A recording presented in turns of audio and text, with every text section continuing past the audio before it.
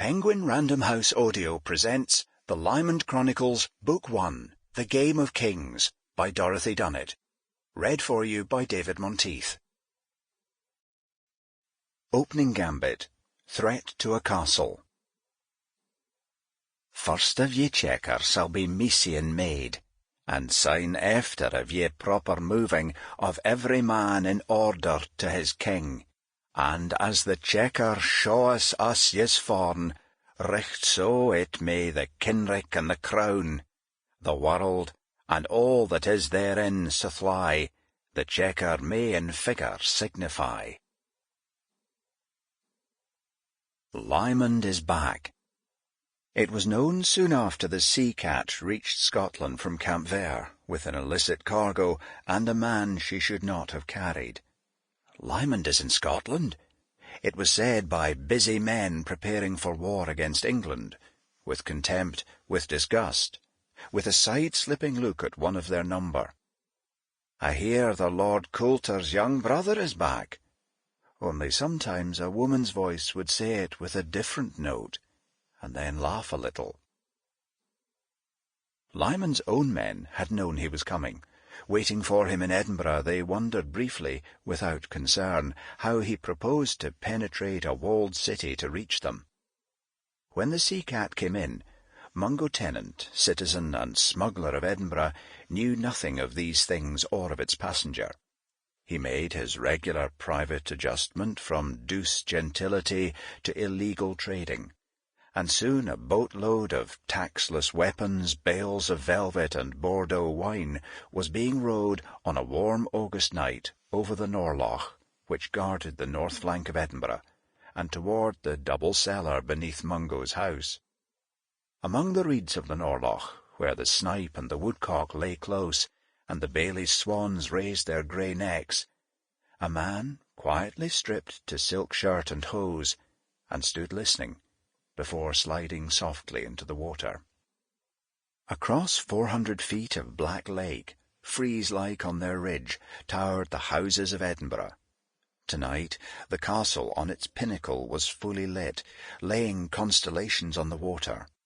For within, the Governor of Scotland, the Earl of Arran, was listening to report after report of the gathering English army about to invade him. Below the castle, the house of the Queen Mother also showed lights. The late King's French widow, Mary of Guise, was sleepless too over the feared attack, for the red-headed baby queen for whom Arran governed was her daughter, and England's purpose was to force a betrothal between the child Queen Mary and the boy King Edward, aged 9, and to abduct the 4-year-old fiancé, if chance offered. The burned thatch, the ruined stonework, the blackened face of Holyrood Palace showed where already in other years invading armies from England had made their point, but not their capture.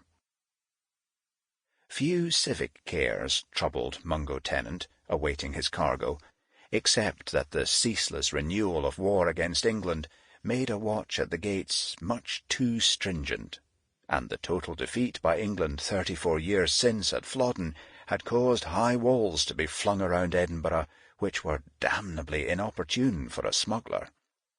And for Crawford of Lymond, now parting the flat waters of the Norloch like an oriflamme in the wake of the boat.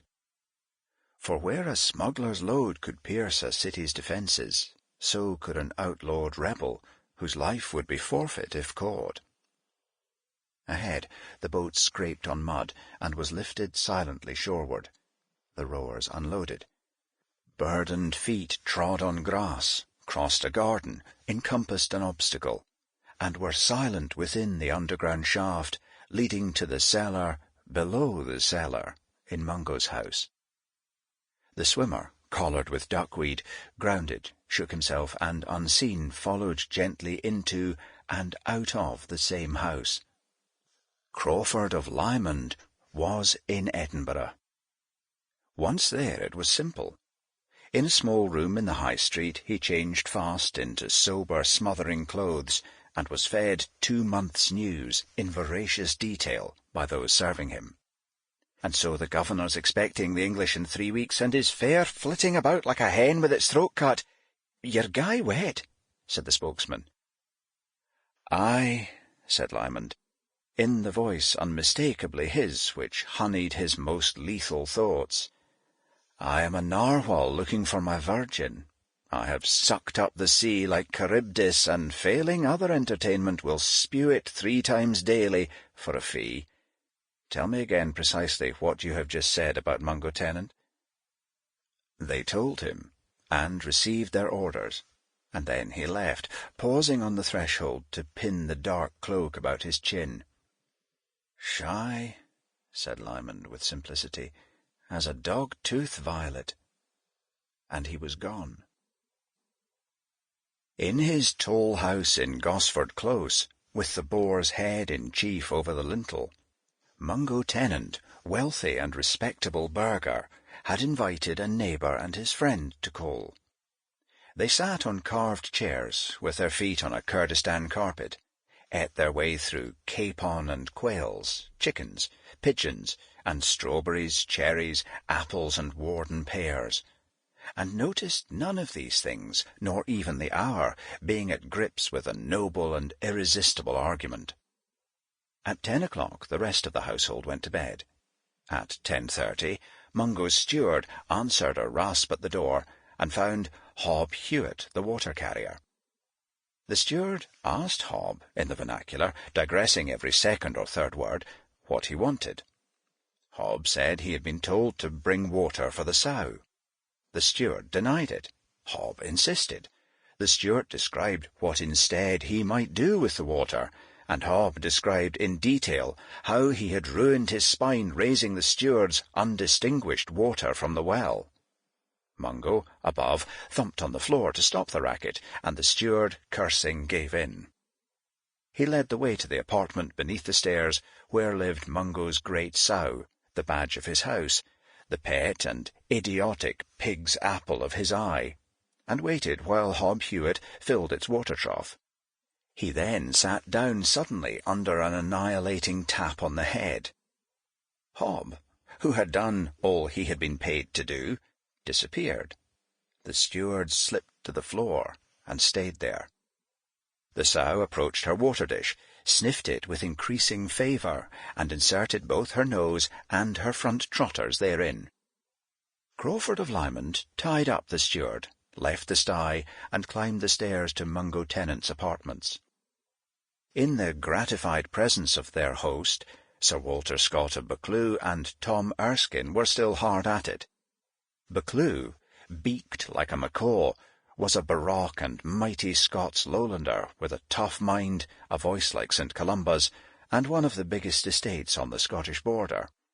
Erskine, much the younger, pink, stocky, and vehement, was a son of Lord Erskine, who was head of one of the families nearest the throne, and captain of the Queen's fortress of Stirling.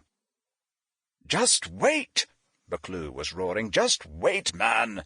Protector Somerset will get his damned English rabble together and march into Scotland up the east coast, and he'll tell off his commander, Lord Wharton, to get his Cumberland English together and invade us at the same time up the west coast. And half the west coast landowners are pensioners of the English already and won't resist 'em, and all the rest of us will be over here at Edinburgh fighting Ned Somerset." "Not all of us," said Erskine neatly. Buccleuch's whiskers promenaded. "Who'll stay in the west that's worth the docking? Andrew Hunter of Balagan? Christ, Andrew's a nice gentlemanly lad, but his estate's been bled dry, and as for the ill-armed crew he calls followers, man, they'd lay on a battlefield like dandruff." "The third Baron Coulter?" suggested Tom Erskine, and Buccleuch got the derisive note and turned red at the wattle. "I know fine the cheeky clack of the court," shouted Buccleuch. "They say Coulter's not to be trusted." Tom Erskine lifted the broad brocade shoulders. "They say his younger brother's not to be trusted. Lymond! We all know about Lymond, reiving and ruttery and all manner of vice, and treason, but treason's not Lord Coulter's dish."